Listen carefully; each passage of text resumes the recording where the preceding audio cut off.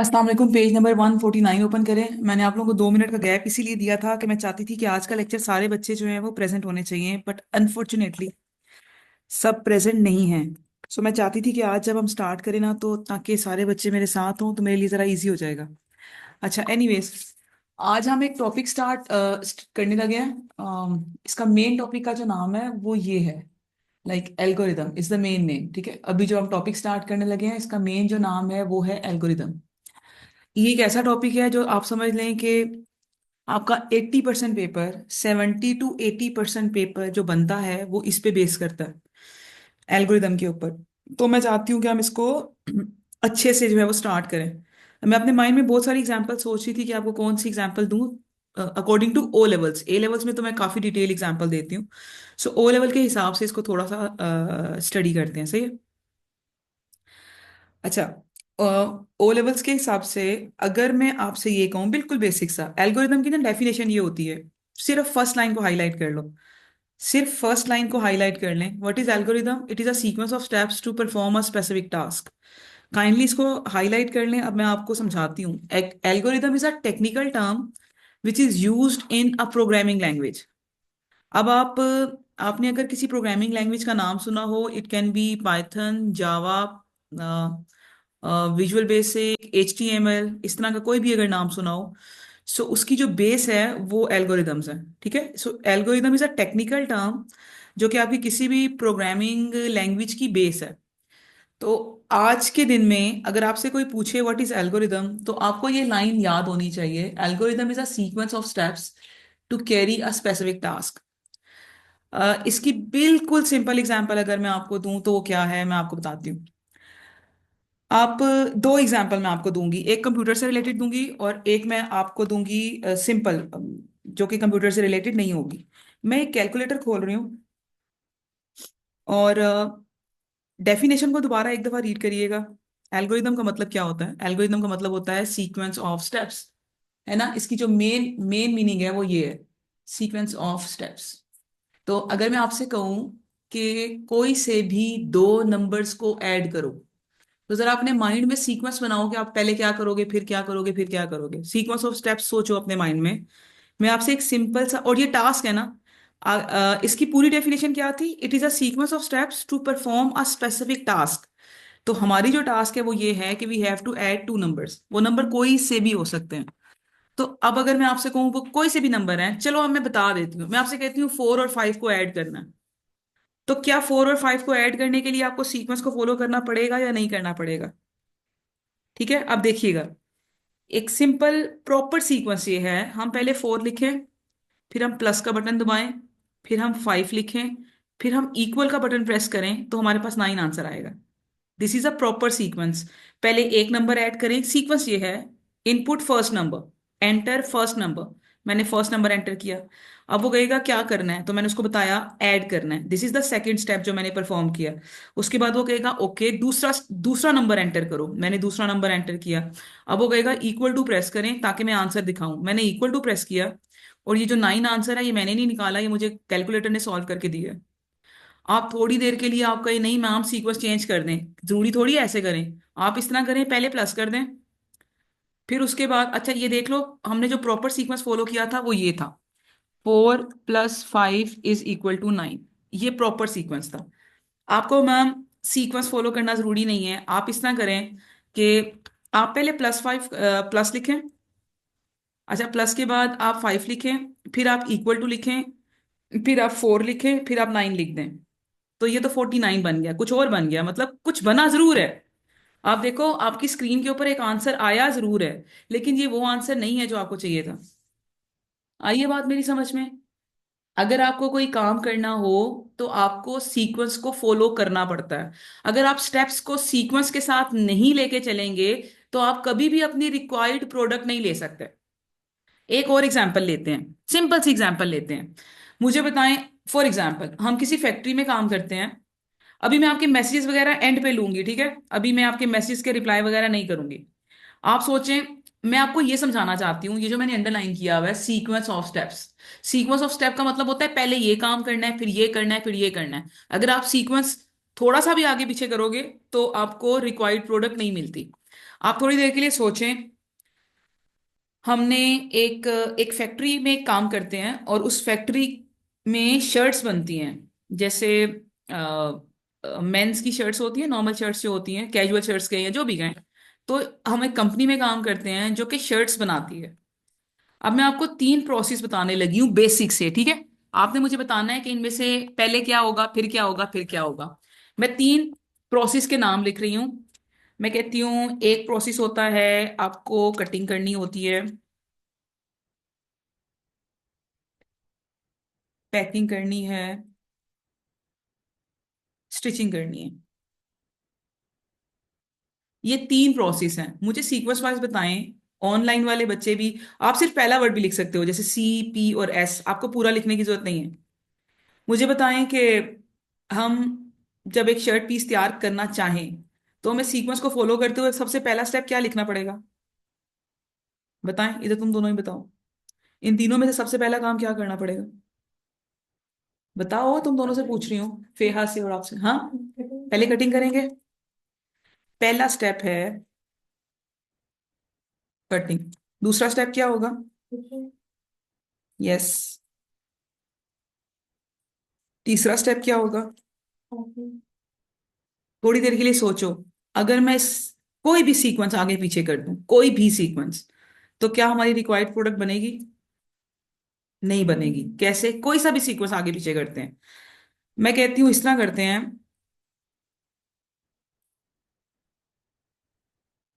Packing जो है वो पहले कर लेते हैं। ठीक है, सीक्वेंस चेंज करने लगी हूं मैं। पहले पैकिंग कर लेते हैं, पैकिंग करने के बाद जो है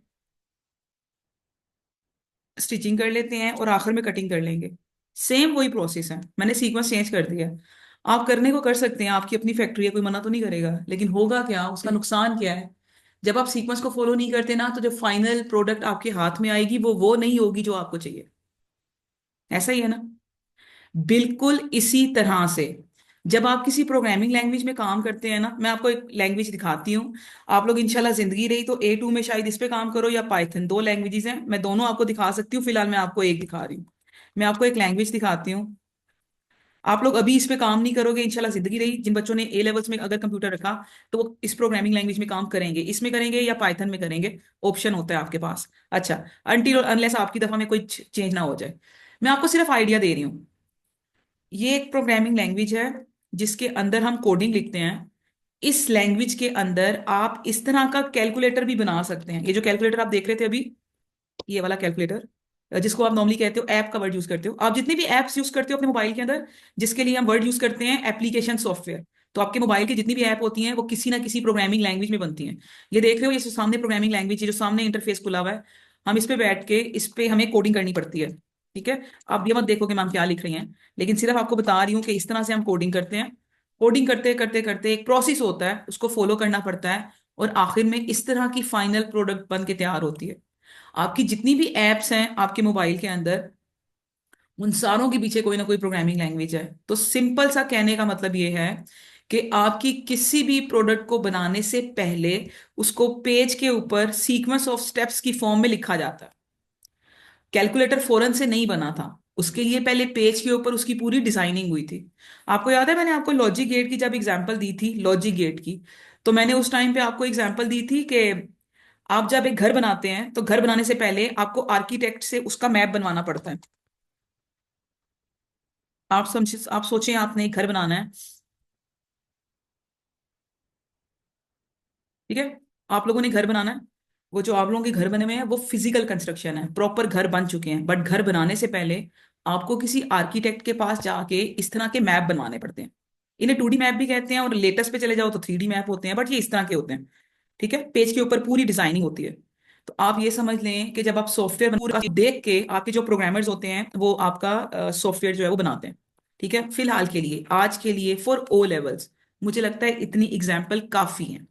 मैं जानबूझ के नीचे वाली चीजें स्किप कर रही हूँ, मैं फिर किसी दिन आपको करा दूंगी, ये आपके पेपर में भी नहीं आती, लेकिन ये पहले दिन कराऊंगी तो चीजें बहुत मुश्किल हो जाती हैं, इसलिए थोड़ा सा हाथ हल्का रखना पड़ता है।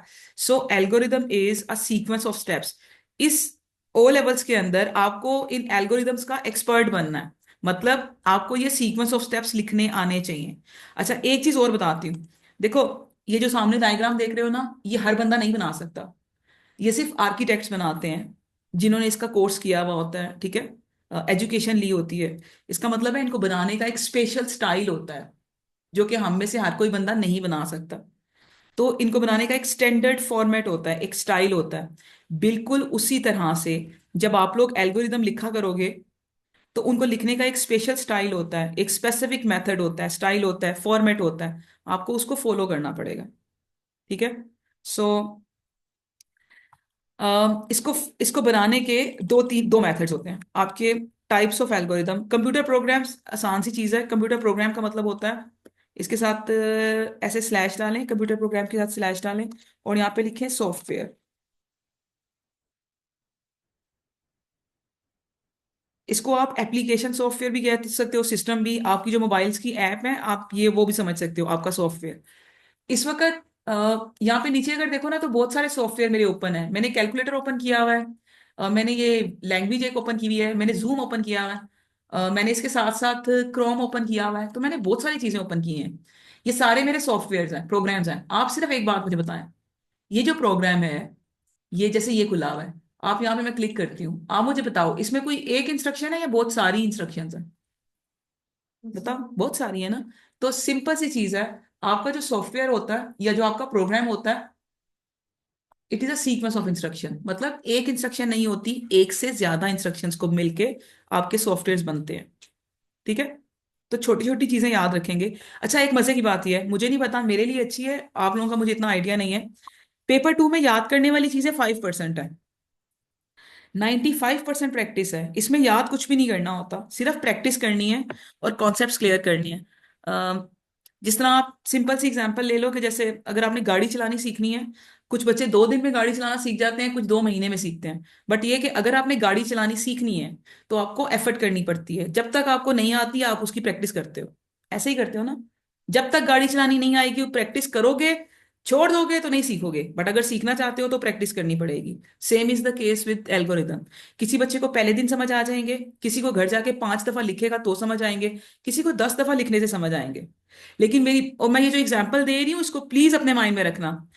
जो बच्चा 2 दिन में ड्राइविंग सीखता है और कोई बच्चा जो है वो 2 महीने में सीखता है, आज से 2 साल बाद दोनों अच्छे ड्राइवर हैं। और आपसे कोई नहीं पूछेगा 2 साल के बाद कि ये 2 महीने में सीखने वाला बच्चा है और ये जो है वो 2 दिन में सीखने वाला बच्चा है। तो शुरू में टाइम लगता है, लेकिन एंड पे जाके सारे बराबर हो जाते हैं। अगर आपने अपनी शुरू वाली एफर्ट कर ली, तो आप आगे जिंदगी में मार नहीं खाओगे। अगर शुरू में एफर्ट नहीं की, तो फिर आगे जाके आपको प्रॉब्लम्स होंगी। पेपर टू इतना इजी नहीं है। बट अगर शुरू में 1 महीना अगर आपने मेरे कहने के मुताबिक प्रैक्टिस कर ली, तो आगे आपके लिए पेपर टू बहुत इजी हो जाएगा, सही है। सो मैंने सिंपल सी एक चीज बताई, हम एक नया टॉपिक पढ़ने लगे हैं जो कि हमें पता ही नहीं क्या चीज है, लेकिन मैम ने हल्का सा आइडिया दिया है कि हम कुछ लिखेंगे एल्गोरिदम्स, और एल्गोरिदम्स में हमने कुछ सीक्वेंस ऑफ स्टेप्स लिखने हैं। अभी हमें ये नहीं पता कि ये कैसे लिखना है और क्या करना है, इसका आइडिया नहीं है। उसके बाद मैम ने कहा कंप्यूटर प्रोग्राम क्या चीज होती है, तो कंप्यूटर प्रोग्राम का मतलब होता है सीक्वेंस ऑफ इंस्ट्रक्शंस, लाइक एक से ज्यादा इंस्ट्रक्शंस होती हैं। उसके बाद तीसरा आ गया टाइप्स ऑफ एल्गोरिदम। एल्गोरिदम लिखने के दो मेथड्स हैं। एल्गोरिदम की दो टाइप्स होती हैं।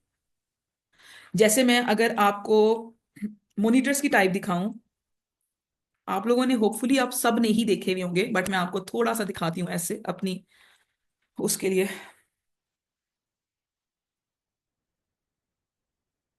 आप लोगों ने ये वाले मॉनिटर्स देखे हैं पुराने वाले? सबने देखे होंगे, ऑनलाइन वाले भी जो बच्चे हैं। एक ये मॉनिटर्स होते हैं,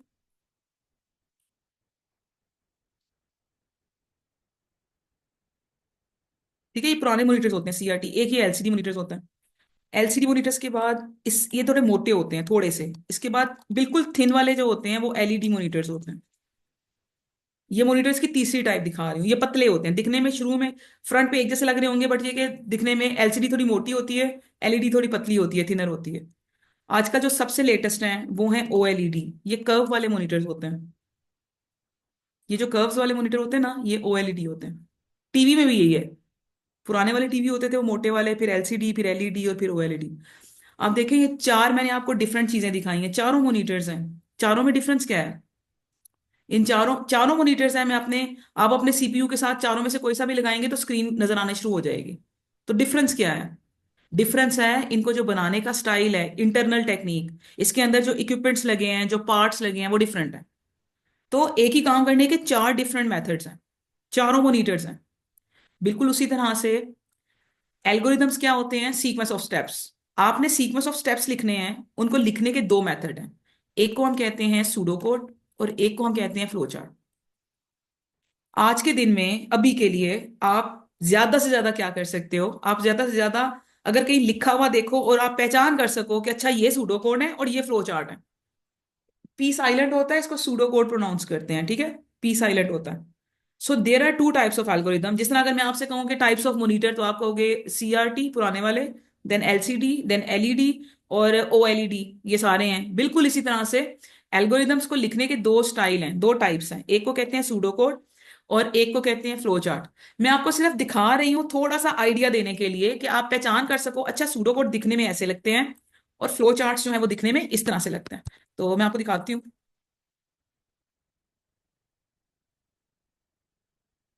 आप ये सामने, आपको पेज निकालने की जरूरत नहीं है, आप सिर्फ सामने देखें।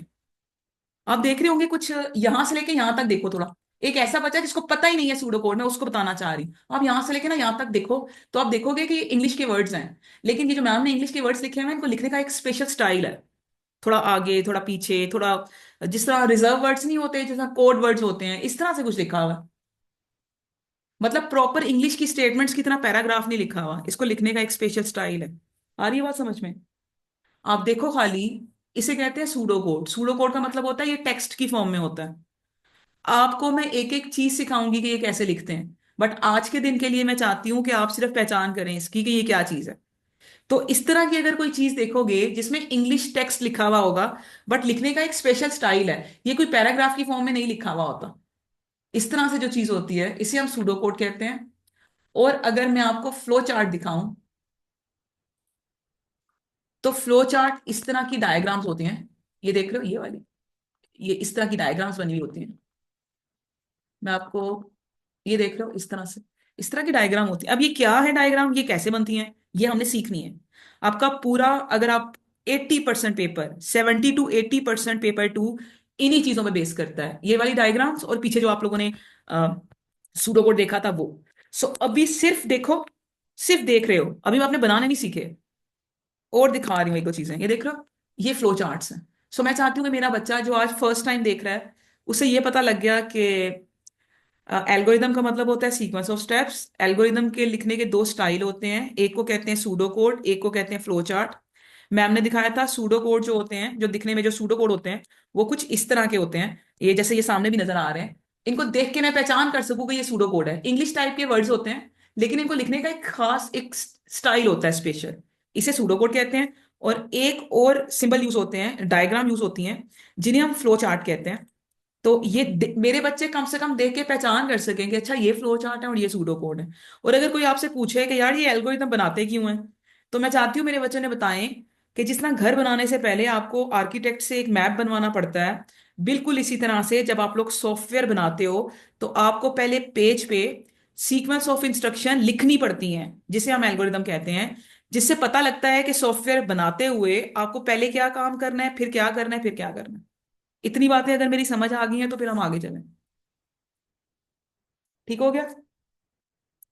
ऑनलाइन वाले बच्चे, इतनी चीजें अगर आपको समझ आ गई हैं तो फिर हम आगे चलें।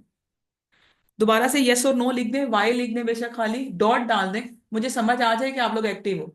मेरी बात याद रखिएगा, पेपर टू में मेरी एक एक बात जब तक आप सुनोगे नहीं और जब तक आप समझोगे नहीं, और मैं हमेशा बोलूंगी नहीं, हमारा ज्यादा काम प्रैक्टिस है, बट ऑब्वियसली पहले दिन थोड़ा बोलना पड़ता है। तो एक एक चीज अगर नहीं समझोगे तब तक बड़ा मसला हो जाएगा आगे जाके, सही है? तो कोशिश करनी है कि दिल में जमा नहीं करनी चीजें। अगर आप अभी नहीं पूछ सकते हो, मतलब सबसे अच्छा मेथड ये होता है, मैंने एक क्लास ली, आपने वो क्लास सुनी, उसके बाद आप दोबारा रिसोर्स पैक खोल के उसकी प्रैक्टिस करोगे। नहीं समझ आया, थोड़ी सी हिम्मत करके बंदा रिकॉर्डेड लेक्चर एक दफा फिर ले लेता है, थोड़ा फास्ट फॉरवर्ड करके। फिर भी नहीं समझ आया, फिर आप मेरे पास आओ। लेकिन अगर आप खुद कुछ करोगे ही नहीं, कोशिश भी नहीं करोगे, और सीधा मेरे पास आ जाओगे, मैम हमें नहीं आता दोबारा कराएं, तो उससे सीखोगे नहीं। मैं तो करा दूंगी बट उससे सीखोगे नहीं। सो थोड़ा सा ना अपने हिस्से की एफर्ट थोड़ी इसमें आपको ज्यादा डालनी पड़ेगी, तब आपको ये समझ आएगा। तो मेन मेन हमने कर लिया सारा कुछ, हमें थोड़ा बहुत समझ भी आ गया कि अच्छा एल्गोरिदम्स हैं। और एल्गोरिदम्स के साथ साथ एल्गोरिदम्स की दो टाइप्स होती हैं, फ्लो चार्ट, एक सूडो कोड। और अब ये नीचे मैंने लिखा हुआ है, जो सूडो कोड होते हैं, इट इज अ टेक्सचरल या text based form of algorithm, ये टेक्स्ट बेस्ड होती है। और जो फ्लो चार्ट होते हैं वो एक डायग्रामेटिकल रिप्रेजेंटेशन होती है, मतलब इसमें डायग्राम्स बनी हुई होती हैं जो आपने अभी देखी थी। तो अगर पेपर में एक एक लाइन की डेफिनेशन आती है तो आपने ये डेफिनेशन लिखनी है। ठीक है, वन वन मार्क की। सूडो कोड टेक्स्ट बेस्ड होते हैं और जो फ्लो चार्ट होते हैं वो डायग्राम बेस्ड होते हैं। ठीक है। अच्छा, हम सबसे पहले सूडो कोड करेंगे। अम, क्योंकि अगर आप जब जो जो बाय द वे, किसी को पता है कि जो कंपनीज या जो कंपनीज आपको सॉफ्टवेयर बना के देती हैं उन कंपनीज को क्या कहते हैं? लाइक जैसे आपने देखा होगा कि किसी का कोई पेट्रोल पंप है या कैश एंड कैरीज हैं, तो उनके कंप्यूटर्स पे सॉफ्टवेयर इंस्टॉल होते हैं स्पेशल वाले। तो वो कंपनीज जिनसे सॉफ्टवेयर बनवाती होंगी, उस कंपनी का एक नाम होता है, उसे क्या कहते हैं? आइडिया है? नहीं? ऑनलाइन वाले बच्चे। जैसे अगर फॉर एग्जांपल हमारा स्कूल है वेस्टमिनिस्टर, तो हमारे स्कूल ने अगर अपने लिए कोई सॉफ्टवेयर बनवाना है तो वो किसी बंदे से बनवाएंगे ना, उस बंदे को हम प्रोग्रामर्स कहते हैं। बट उस कंपनी का एक नाम होता है। नहीं, डिजाइनर नहीं। कहीं लिखना चाहो लिख लो, याद मैं चाहती हूँ कि आप याद करो। उस कंपनी को कहते हैं सॉफ्टवेयर हाउस। इस सॉफ्टवेयर हाउस में जैसे मैं एक प्रोग्रामर हूँ और मैं एक ही बंदा हूँ और मैं पूरे सॉफ्टवेयर खुद बनाती हूँ, तो ये एक बंदे की कंपनी भी हो सकती है। ठीक है। इंडिविजुअल की कंपनी भी होती है और टीम भी होती है। मतलब जैसे अगर आप माइक्रोसॉफ्ट कहें, माइक्रोसॉफ्ट एक कंपनी है बहुत बड़ी, जो कि क्या बनाती है? माइक्रोसॉफ्ट क्या बनाती है? सॉफ्टवेयर बनाती है ना, ऑपरेटिंग सिस्टम्स बनाती है, सॉफ्टवेयर बनाती है। तो माइक्रोसॉफ्ट कंपनी है सॉफ्टवेयर हाउस। सॉफ्टवेयर हाउस उस कंपनी को कहते हैं जो कंपनी लोगों के लिए सॉफ्टवेयर बनाती है। वो कंपनी में एक बंदा भी हो सकता है और टीम भी हो सकती है। ठीक है। सो सॉफ्टवेयर हाउस कहते हैं। और मैं आपको बताऊं, सॉफ्टवेयर हाउस में जब हम सॉफ्टवेयर बनाते हैं ना, मैंने कुछ अर्सा सॉफ्टवेयर हाउस में काम किया है। सॉफ्टवेयर हाउस के अंदर जब आप लोग सॉफ्टवेयर बनाते हैं तो सबसे पहले आपको एल्गोरिदम्स बनाने पड़ते हैं, ये शर्त होती है। क्यों बनाने पड़ते हैं मैं आगे जाके कभी बताऊंगी, लेकिन ये कि किसी भी बड़े से बड़े, इवन माइक्रोसॉफ्ट में भी, जब वो लोग कोई सॉफ्टवेयर बनाते हैं तो उसको बनाने से पहले वो लोग एल्गोरिदम्स लिखते हैं। और वो एल्गोरिदम्स, जितना मैंने पढ़ा है या जितना मैंने इनको स्टडी किया है, 90% कंपनीज सुडोकोड प्रेफर करती हैं। और जो रिमेनिंग 10% होती हैं वो दोनों प्रेफर करती हैं। वो कहती हैं पहले सूडो कोड बनाओ और साथ ही उसका फ्लो चार्ट बना दो। वो दोनों को प्रेफर करती हैं। लेकिन अगर दोनों में से कोई एक चूज करना पड़े तो आपकी कंपनीज जो हैं वो सूडो कोड चूज करती हैं। क्यों चूज करती हैं मैं आगे जाके आपको बताऊंगी। फिलहाल एनीवेज, थोड़ा सा आपको आइडिया दिया है। अब आते हैं पेज नंबर 150 पे। Page number 150। Page number 150। आपने कंप्यूटर के पेपर टू को ना रोज टाइम देना है, ठीक है?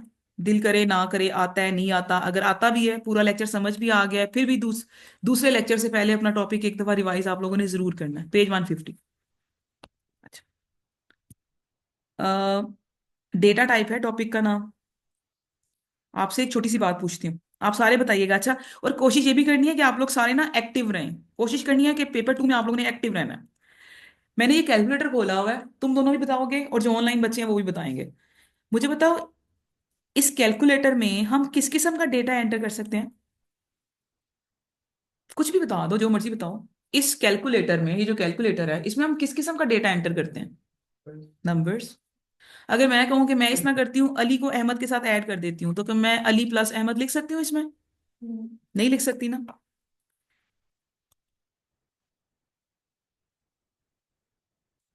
अब्दुल्ला, इधर से ही रिवाइज करना है, जो मैं पढ़ा रही हूँ बस वही रिवाइज करना है। मैं आगे आगे बताती जाऊंगी ना, आज तो पहला दिन है ना अब्दुल्ला। आगे मैं प्रैक्टिस के लिए काम भी दूंगी, एल्गोरिदम्स भी दूंगी, तो फिर आहिस्ता आहिस्ता प्रैक्टिस करना है। दाऊद और नवीन का आंसर बिल्कुल ठीक है, जो यहाँ बच्चे बैठे हैं आपका आंसर बिल्कुल ठीक है कि जो कैलकुलेटर है, आपको पता है कि इसके अंदर सिर्फ आप नंबर्स ऐड कर सकते हैं, या नंबर्स के अलावा अगर आपने कुछ ऐड करना है तो ये जो ब्रैकेट्स वगैरह हैं, जो स्पेशल ये एल्गोरिदम्स हैं, x raise to power y, ये वो इस तरह के सिंबल्स आप ऐड कर सकते हो। आप इसमें अल्फाबेट्स नहीं लिख सकते। तो जिस बंदे ने ये प्रोग्रामर, ये एप्लीकेशन सॉफ्टवेयर, जिस बंदे ने ये सॉफ्टवेयर बनाया होगा, उसने इस सॉफ्टवेयर के अंदर ये कोडिंग लिखी होगी कि इस सॉफ्टवेयर में सिर्फ यही चीजें एंटर हो सकती हैं, इसके अलावा और कुछ नहीं एंटर हो सकता। उसको कहते हैं डेटा टाइप, कि आप जो डेटा एंटर करोगे उसकी टाइप क्या होगी। तो हमारे कंप्यूटर के अंदर 4-5 किस्म का डेटा टाइप्स होती हैं, जो कि आज के दिन में आपने हमारे पास 8 मिनट्स हैं, मेरा ख्याल है हम कर लेंगे। मैं अभी डेप्थ में नहीं जाऊंगी। सो डेटा टाइप का मतलब होता है it specify the type of data it is use to process and store the data effectively.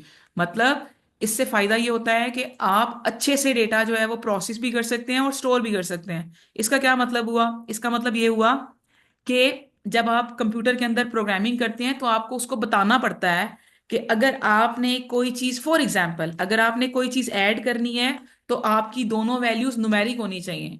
जैसे मैंने लिखा 3+4, तो इसको तो वो आंसर दे देगा 7। लेकिन जब आप लिखोगे कि इस तरह करो ना, ए को ऐड कर दो ई के अंदर, तो वो फिर उसको समझ नहीं आएगा क्योंकि उसको पता है कि प्लस के दोनों साइड्स पे नंबर होने चाहिए। तो अगर आप नंबर्स लिखोगे तो वो अच्छी तरह से आपको आंसर देगा, अगर आप नंबर नहीं लिखेंगे तो वो आपको एरर दे देगा। तो आपने किस जगह पे, इसी तरह से ना, आपने किस जगह पे किस किस्म का डेटा एंटर करना है वो चीज आपको बताती है, which is called data type. ठीक है। तो ज्यादा ज्यादा डेप्थ में नहीं जाते हैं। Data to be this enable, data type का फायदा क्या होता है? This enable data to be stored in appropriate way and data to be manipulated effectively. Manipulate का मतलब होता है डेटा के साथ डेटा को प्लस करना, माइनस करना, छोटा बड़ा, मतलब लेस देन, ग्रेटर देन। आपने डेटा के साथ जो डिफरेंट फंक्शंस परफॉर्म करने होते हैं वो आप अच्छे से कर सकते हो। जैसे मैंने अभी आपको बताया कि अगर आप प्लस माइनस मल्टीप्लाई डिवाइड करना चाहते हैं तो आपका जो डेटा है वो नंबर्स होना चाहिए, जैसे ये लिखा हुआ है, for example numbers with mathematical operators. अगली बात आपको अभी समझ नहीं आएगी इसलिए उस पर नहीं जाते। अब मैं चाहती हूँ कि हमारे पास 6 मिनट है और मैं चाहती हूँ कि हम एक छोटा सा क्वेश्चन भी कर लें पेपर का पहले दिन ही। तो मैं चाहती हूँ आप सुनो गौर से और क्वेश्चन सॉल्व करते हुए आप इस पेज से हेल्प ले सकते हो। लेकिन ये आप थोड़ा सुन लो खाली आसान से लफ्जों में। आपने कल की क्लास तक एक डेटा टाइप का नाम याद करना है। डेटा टाइप है इंटीजर। इंटीजर का मतलब होता है होल नंबर। होल नंबर में ये दोनों एग्जांपल्स आ जाएंगी, वो नेगेटिव भी हो सकता है और पॉजिटिव भी। होल नंबर जिसमें पॉइंट्स नहीं होते। ठीक है। जिस तरह यहाँ पे लिखा हुआ है ना, विदाउट फ्रैक्शनल। फ्रैक्शनल पार्ट का मतलब होता है विदाउट डेसिमल वैल्यूज। मतलब इसमें पॉइंट्स वाली वैल्यूज नहीं होती। ठीक है, विदाउट डेसिमल वैल्यूज। तो पहली बात याद रखो, होल नंबर को हम इंटीजर कहते हैं। तो जो पॉइंट्स वाली वैल्यूज होती हैं ये वाली, इनको हम रियल कहते हैं।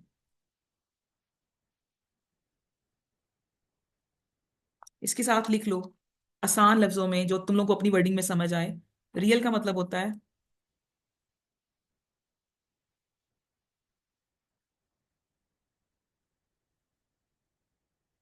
पॉइंट्स के साथ जो वैल्यूज होती हैं, number with decimal value, decimal point को कहते हैं। और नीचे अगर आप एग्जांपल दो तो उसमें नेगेटिव नंबर भी हैं और पॉजिटिव भी हैं। 4.1, 0.3, -4.0, 0.0। बट इसके लिए कंपलसरी है कि डेसिमल पॉइंट होना चाहिए। ठीक है, कम से कम एक डेसिमल पॉइंट तो होना ही चाहिए। ठीक है, एटलीस्ट 1 डिजिट। ठीक है, डेसिमल वैल्यूज हो गई। उसके बाद आ गया स्ट्रिंग। स्ट्रिंग का मतलब होता है, सामने स्क्रीन पे देखिएगा, पहली डेटा टाइप कौन सी पड़ी? इंटीजर। इंटीजर का मतलब है होल नंबर। दूसरी डेटा टाइप कौन सी पड़ी? रियल। रियल का मतलब है पॉइंट वाली वैल्यू, डेसिमल वैल्यू। तीसरी डेटा टाइप है स्ट्रिंग। स्ट्रिंग का मतलब है, आप ये अपने कीबोर्ड पे सिंबल्स देख रहे हो, चाहे कैप्स लॉक है चाहे स्मॉल है, स्मॉल लेटर्स, कैपिटल लेटर्स, 1 2 3 4 5 वाले नंबर्स, 1 2 3 4 5 के ऊपर ये स्पेशल कैरेक्टर्स हैं, जैसे एट है, हैश टैग है, ये मतलब वो सारी कीज जिनको आप पे कंप्यूटर के ऊपर टाइप कर सकते हो, ये सारी, इन सारी कीज की कॉम्बिनेशन। इसमें अल्फाबेट्स भी आते हैं, नंबर्स भी आते हैं, बट इसमें वो वाले नंबर्स आते हैं जो आप प्लस माइनस नहीं कर सकते। जैसे अगर मैं लिखना चाहूँ हाउस नंबर 430, तो मुझे अल्फाबेट्स में के साथ नंबर्स भी चाहिए, बट हाउस नंबर 430 को आप हाउस नंबर 431 में ऐड नहीं कर सकते। ठीक है। तो इस तरह की जो चीजें हैं ना, फिलहाल आज की क्लास के लिए आप याद रखना, आपने कुछ भी लिखा हुआ हो, कुछ भी, anything return in double quotes, कोई भी चीज जो डबल कोटेशन के अंदर लिखी होगी आप कहोगे स्ट्रिंग है। डबल कोट्स का मतलब क्या होता है? अगर किसी को नहीं पता तो सामने स्क्रीन पे देख लें कि डबल कोट्स का क्या मतलब होता है, इधर सामने देखें। इसका मतलब है आप डबल कोट्स देते हो ये वाली, और साथ ही उसको बंद कर देते हो। अगर डबल कोटेशन के अंदर कुछ नहीं लिखा हुआ, कुछ भी नहीं लिखा हुआ, तो उसको हम कहते हैं एम्प्टी स्ट्रिंग। ये देख रहे हो एम्प्टी स्ट्रिंग। और अगर कुछ लिखा हुआ है तो वो स्ट्रिंग है। बस आपने ये याद रखना है, डबल कोटेशन के अंदर कोई भी चीज लिखी होगी, चाहे डबल कोटेशन के अंदर 34 ही क्यों ना लिखा हो, अब ये इंटीजर नहीं है। डबल कोटेशन के अंदर कुछ भी लिखा हुआ होगा तो दिस इज कॉल्ड स्ट्रिंग। आज पहला दिन है, हम आगे इसको बार बार रिपीट करेंगे, आप लोग यहाँ समझ आ जाएंगी चीजें, ठीक है। डबल कोट्स के अंदर कुछ भी, ठीक है। उसके बाद नीचे है आपके पास है कैरेक्टर।